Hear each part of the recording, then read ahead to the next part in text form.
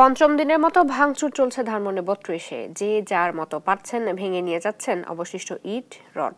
এদিন সকালে নির্মাণাধীন ভবনের আন্ডারগ্রাউন্ডে পানি নিষ্কাশন শুরু করে ফায়ার সার্ভিস। এখানে কথিত আয়নাঘর নির্মাণ হচ্ছিল বলে ধোঁয়াশা তৈরি হয়েছিল। তবে উৎসুক মানুষ রোববারও ভিড় করে ৩২-এর বাড়িটিতে। সাধারণ মানুষ বলছেন, দেরি হয়ে বাড়ি ভাঙা ও শেখ হাসিনার গণহত্যার দায়ে এর চেয়েও বেশি শাস্তি হওয়া দরকার বলে মত দেন তারা।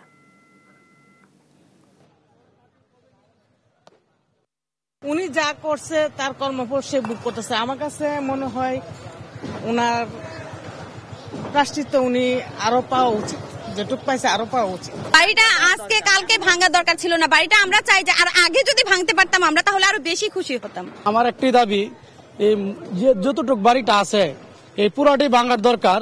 আর পাশাপাশি যারা ছাত্র জনতা জীবন হারাইছে তাদের ফ্যামিলিকে একটা অ্যাপয়েন্টমেন্ট করা হোক, এই জায়গায় অ্যাপয়েন্টমেন্ট করে তাদেরকে একটা করে প্লট দেওয়া হোক।